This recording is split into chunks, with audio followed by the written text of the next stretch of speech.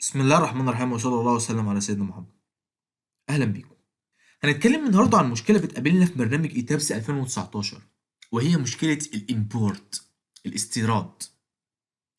احنا في الفيديو اللي فات اتعلمنا ازاي نعمل دي اكس اف في البرنامج ايتابس 2019.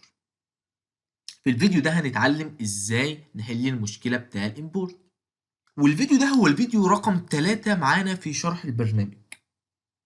من خلال الكورس بتاعنا كيفية نمذجة مبنى سكني كامل على برنامج ايتابس 2019.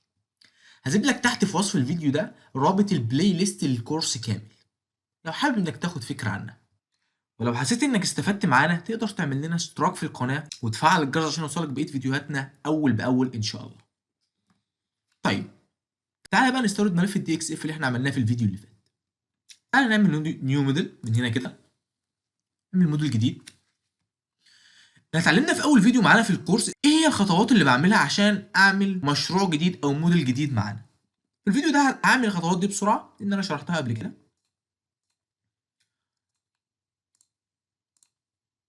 واجي اقول له اوكي. انا عندي 5 طوابق، ارتفاع كل دور 3 متر والارض برضه 3 متر، واجي اقول له بلانك واجي اقول له اوكي.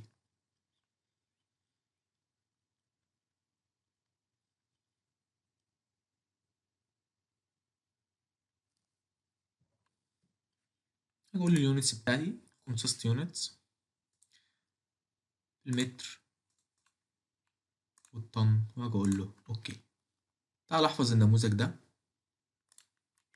انا هسميه مثلا ام واجي اقول له سيف. طيب، عشان استورد الملف بتاعي اعمل ايه؟ سواء انت هتعمل استيراد او تصدير او حفظ الملف اللي موجود معاك ده، بتخش هنا على قائمة حاجة اسمها الفايل. خش على الفايل، خش على الامبورت، تعالى استورده. بالنسبة للاستيراد عندك طريقتين، حاجة اسمها دي اكس اف اركتشرال بلان وحاجة اسمها دي اكس اف فلور بلان. ايه الفرق بين الاركتشر وايه الفرق بين الفلور؟ الفلور ده انت بتستورد العنصر مرسوم على برنامج الايتابس، اما الاركتشرال انت بتستورد البلان وترسم انت كل عنصر بنفسك.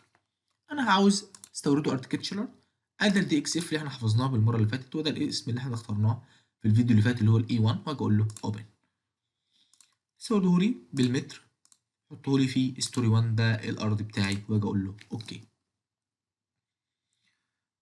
لو انت جيت بصيت تلاقيه ظهر معاك في ال 3 دي، ده ال 3 دي وده البلان.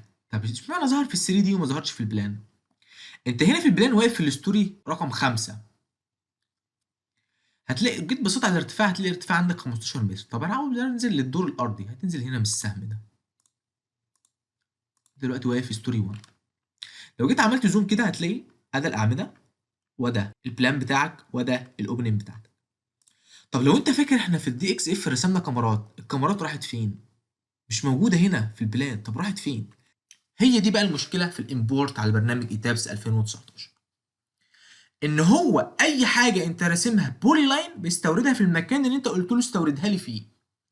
لو انت فاكر في الفيديو اللي فات انا قلت لك في حاجات بنرسمها بالبولي لاين وحاجات بنرسمها بالامر لاين. طيب ايه الحاجات اللي انا برسمها بالبولي لاين؟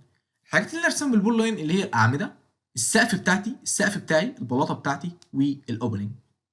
الحاجات اللي برسمها باللاين اللي هي البيمز والشير وولز. طيب البيمز بتاعتك بتروح فين؟ المشكله دلوقتي الموجوده في برنامج الايتابس انه اي حاجه انت راسمها بامر لاين بيستوردها في حاجه اسمها البيز. تعال انزل تحت كده، هتلاقي الكاميرات بتاعتك بتاع المشروع بتاعتك كلها هنا. طب احل المشكله دي ازاي؟ ده اللي احنا هنتكلم عنه دلوقتي. طيب تعال ارسم المشروع بتاعك كله كامل كده، واعلمك ازاي دلوقتي تحل المشكله دي. طيب عاوز ارسم المشروع، هرسم بايه؟ هتيجي تخش هنا كده، تخش على 3 دي اركتشرال لاير، وتعالى نرسم كل عناصر المشروع بتاعنا. ان شاء الله على مدار الكورس هعلمك ازاي تعمل ديفاين للعناصر بتاعتك وازاي ترسم كل عنصر بالتفصيل جزء بجزء. بس دلوقتي انا هشرحها بسرعه علشان ده بس انا بعلمك ازاي تحل المشكله بتاع الامبورت على برنامج الايدابس. طيب تعال اقول له ارسم لي الاعمده بتاع المشروع بتاعي، اختار قطاعها، انا عاوز كونكريت كولوم. تعال على الكولوم، رايت كليك واقول له اد كلام اوبجكت. استنى بس ثواني، هتلاقيه رسم لك كل الاعمده اللي موجوده عندك في المشروع. دوس اسكيب. تعال نرسم الاوبننج وتعال نرسم البلاطه. وزي ما انا قلت لك برضو دلوقتي ان شاء الله قدام في الكورس هنشرح كل القوائم بتاع البرنامج دي بالتفصيل الممل جزء بجزء. تعال دلوقتي بس نعرف قطاع الكاميرات، نعرف قطاع البلاطه على برنامج الايتابس. هخش على قائمه ديفاين واقول له سكشن بروبرتيز، اخش على الفريم. جوه الفريم هعرف قطاع جديد اللي هو قطاع الكاميرا بتاعتي، اقول له اد نيو بروبرتي كونكريت ريكتانجلر كونكريت. قطاع خرساني واقول له هي بيم 25 في 60، الديس بتاعها 60 سنتي، العرض بتاعها 25 سنتي، واجي اقول له اوكي. طيب انت كده عرفت بيم؟ لا، اعمل لها موديفاي تاني كده.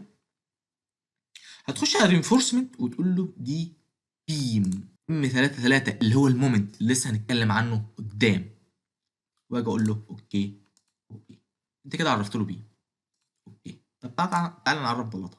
سكشن بروبرتيز واقول له سلاب سكشن، خش على السلاب دي مثلا واعمل لها موديفاي، اقول له ان هي اس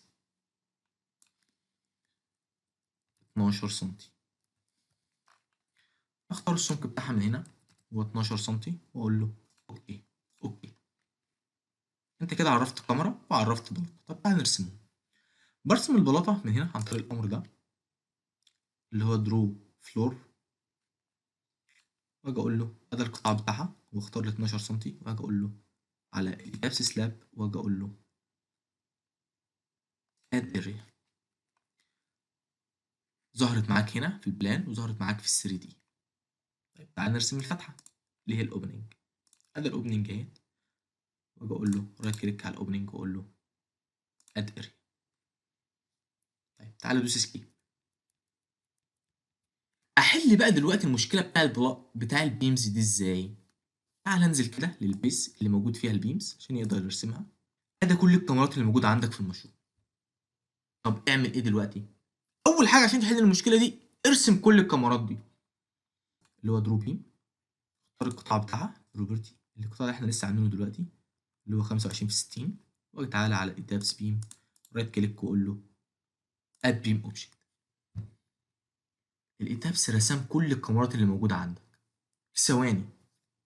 طب الكاميرات دي مش موجوده في البيز، الكاميرات دي موجوده في الدور الارضي، هعمل ايه؟ تعال اختار كل الكاميرات، تعال دوس اسكيب اطلع من الامر.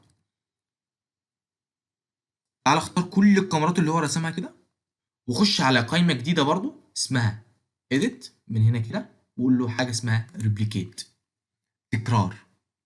طيب خش على الستوري وقول له الستوري 1 انا عاوز تكرر لي الحاجات دي في الستوري 1، وتيجي تعمل اهم حاجه دلوقتي، خطوه دلوقتي، حاجه اسمها delete original object.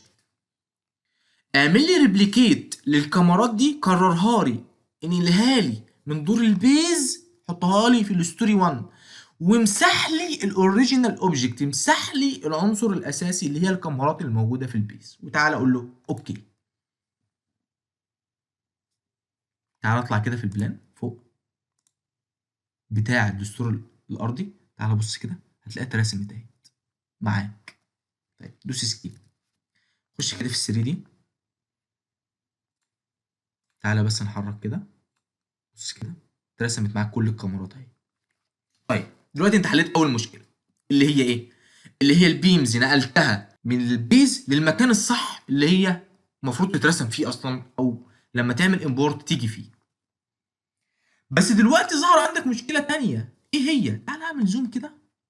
في البيمز اتنقلت بالسبورتس بتاعتها. طب الاتابس نقلها بالسبورتس ليه؟ انت لما جيت رسمت البيم في البيز، البيم ديت مرسومه على الارض، فمفيش حاجه عنصر يقدر يترسم على الارض. الايتابس عمل لها سبورتس لوحده اوتوماتيك ان مفيش حاجه ينفع تترسم على الارض. طب انا عاوز اشيل السبورتس دي، اعملها ازاي؟ تعال ارجع للبلان كده، اختار كل المشروع بتاعك، كل العناصر اللي موجوده عندك، وتخش على قائمه جديده لسه هنتكلم عنها برضو قدام في الكورس، حاجه قائمه اسمها assign، وتخش على حاجه اسمها الجوينت ريسترين يعني قيود، وقول له اعملها لي فري، وتعالى اقول له اوكي.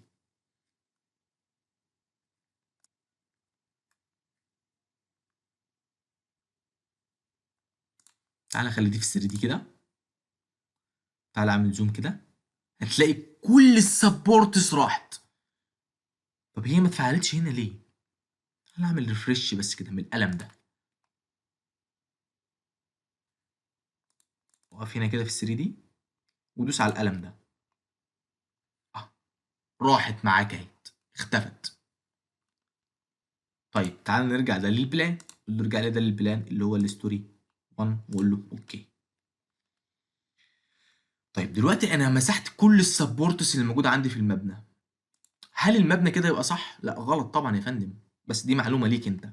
تعالى انزل كده في البيس، اختار كل السبورتس اللي موجوده عندك دي تاني، خش على الاساين واعمل لها جوينت ريسترين وادي لها امر فيكسد،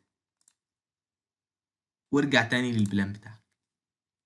طيب تعالى بقى بص كده للكاميرات بتاعتك هنا كده، ادي الكاميرات مرسومه اهيت زي نازله في مكانها، لان انت اصلا لما انت عملت لها امبورت هي نزلت في مكانها، بس نزلت في مكانها تحت في البيز، فلما انت طلعتها طلعت كل حاجه في مكانها زي ما انت شايف هنا قدامك في البلانية.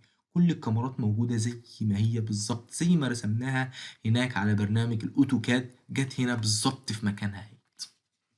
كلام جميل. تعالى احفظ الكلام بتاعك ده كده، الموديل بتاعك بتحفظه.